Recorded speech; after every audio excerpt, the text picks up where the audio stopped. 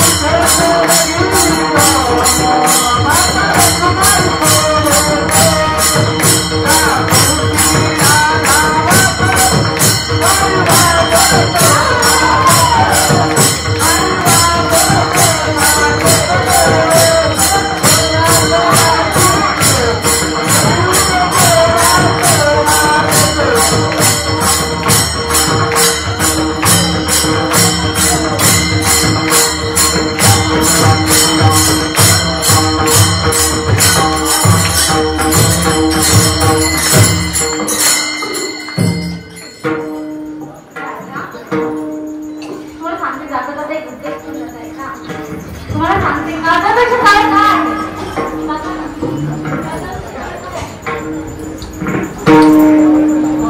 कागदापेक्षा काळ काय आहे? सांगते ऐका. कागदापेक्षा काळ काय आहे तर मुलींचे सेक्शन लागलं डाग. त्यानंतर लागलं डाग कागदापेक्षा काळ आहे. अहो मुलीला म्हणजे तुम्हाला सांगते तुम्ही मावापर्यंत 100 मुलीचे प्रेम घेऊन येतं ना तर 100 मध्ये प्रेम केल्यापेक्षा एक वडणी घेऊन द्या 100 नक्की त्या भारतात बलात्कार थांबल्याशिवाय राहणार नाही. थांबतील नक्की त्या भारतात बलात्कार झाल्याशिवाय थांबतील. ऐका तुम्हाला सांगते एक उदाहरण सांगताय का तुम्हाला? हिंदू धर्माचे कॉलेज होते. हिंदू धर्माचे कॉलेज होतं आणि त्या कॉलेजमध्ये एक मुस्लिम मुलगी गेली आणि त्या प्रिन्सिपल सरांना म्हणाली सर मला या कॉलेजमध्ये ऍडमिशन पाहिजे. मला या कॉलेजमध्ये ऍडमिशन पाहिजे. तर सर काय म्हणाला? प्रिन्सिपल सर काय म्हणाले की तुला ना तुझ्या कॉलेजमध्ये ऍडमिशन भेटेल तुला काय करावं लागेल? तुला धर्माचा पोशाख आहे ना? मुस्लिम मुलींचा जो पोशाख असतो धर्माचा तो पोशाख तुला घरी ठेवावा लागेल आणि या कॉलेजचा गणवेश तुला घालावा लागेल. आम्हाला मुलीने काय उत्तर दिलंय का? ती मुलगी काय म्हणते एक वेळेस मी अशिक्षित राहिले तरी चालेल. एक वेळेस मी अशिक्षित राहिले तरी चालेल. मी माझ्या धर्माचा पोशाख घरी ठेवणार नाही. तुम्हाला असं सांगायचं काय? ती जशी आपली संस्कृती जपते ती तिची संस्कृती जपते आपणही आपली संस्कृती जपली पाहिजे. आपणही आपल्या धर्माचं पालन केलं पाहिजे. या धर्मात संपादित माणूस मेल्यावर त्यांनी आपला देह त्याग केला. एवढं कमी आवडीमध्ये काय केलं माझ्या बाबांसोबत धर्म संभाजी महाराजांसोबत एवढं सगळं डोळे पाडून घेतले. डोळे पाडते तर जीभ फाटली. त्याला इतके आश्चर्य कशा धर्माच्या गावात धर्मात ते लढले. म्हणून आपण आपली धर्म संस्कृती जपली पाहिजे. आपण आपला धर्म पाळला पाहिजे. हा धर्म खूप छान आहे. हा धर्म कोणत्या जगात एवढा सुंदर आनंद मिळत नाही. म्हणून तुम्हाला सांगते आनंद घेतला ना आनंद मिळत नाही. आनंद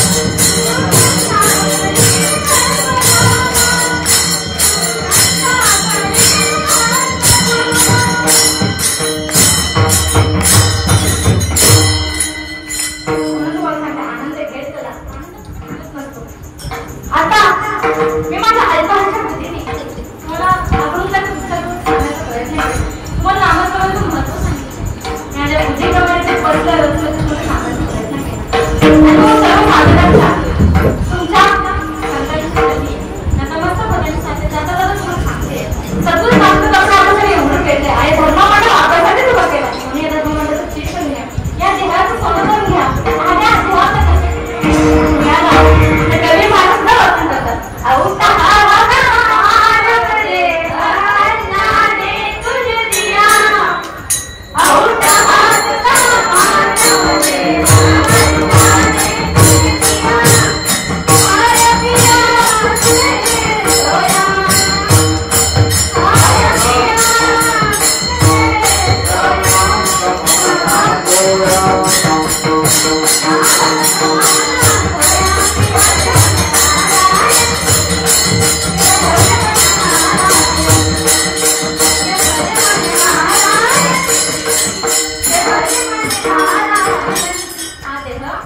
स्वतःच सुद्धा नावासंग करता नाही आलं. म्हणून या देहाचं शीत करून घ्या. तुम्हाला सांगते त्या भगवंताला आपल्याला करून घ्या. तुम्ही आता तुम्ही सांगतो मी तुम्ही म्हणतो तुला खाताना बघा नावावर घेता ना म्हणजे तुमचं नाव तुम्ही आता करून घेता ना आवडा म्हणून पाठवून त्यांचं नाव तुम्ही असतं देवाला काय लागतं तुमचं प्रेम लागतं. प्रेमाचं तुम्हाला सांगते आता नाव बायको तिचं आपलं म्हणजे चौधरी पासून लागतं ना तुम्ही चौधर काहीतरी माणसाला मला सांगा ना मी चौधरी लागतं ना आपल्या भगवंताच्या प्रेम करतो आपण त्या भगवंताची गेलं पाहिजे म्हणजे नाही विठ्ठल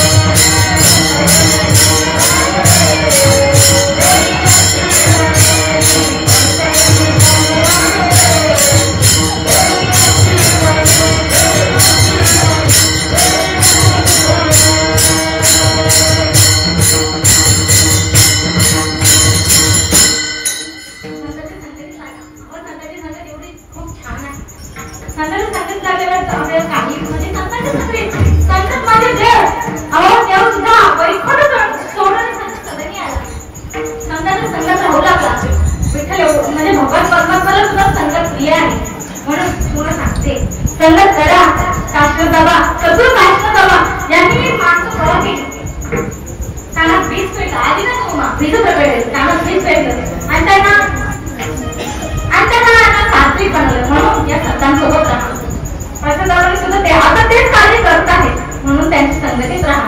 संगत खूप छान सुद्धा तर वाईटच असेल माणसाला कळलं पाहिजे की संगत कशी करावी कशी करावं. उदाहरण सांगते तुम्हाला सणात दालच्या वस्तू ठेवलेलं तर सखा म्हणतो आणि भगवंताच्या चरणी ठेवलेलं प्रसाद म्हणतो प्रसन्न वाटतं की स्वप्नामध्ये सुद्धा हातात म्हणून तो संतांच्या संगतीत राहा. तर काय सांगू शब्द काशीबाबत तेवढे उपकार आहेत ना प्रसादाबद्दल तेवढे सुद्धा उपकारच आहेत. एकनाथ बाबा जाधव यांचे सुद्धा तेवढे उपकार आहेत. खरंच यांच्याबद्दल मी जेवढं बोलत तेवढं कमी आहे. प्रमाण आहे काय त्यावेळेस हवे उत्तर ठेवी का म्हणून काय देऊ त्याची चरणी मी माझा जीव जरी ठेवला तरी कमीच आहे. म्हणून हे सर्व संतांच्या चरणी नतमस्तक होते. संत श्रीपादरावांचे संत रामदास बाबांच्या गुरुवाडी संत बाबांच्या चरणी नतमस्तक होते आणि ही गाणी मला त्यांच्यामुळे प्राप्त झाली. हे त्यांचे सर्वांचे चरणी नतमस्तक होते आणि माझ्या आई वडिलांचे सुद्धा चरणी नतमस्तक होते. तुम्हाला महिला म्हणतात मी सुद्धा तुम्ही महिला म्हणता आणि पुरुष होता तुमच्याही चरणावरती नतमस्तक होते आणि सेवेला पूर्ण म्हणतात. ज्ञानेश्वर ज्ञानेश्वर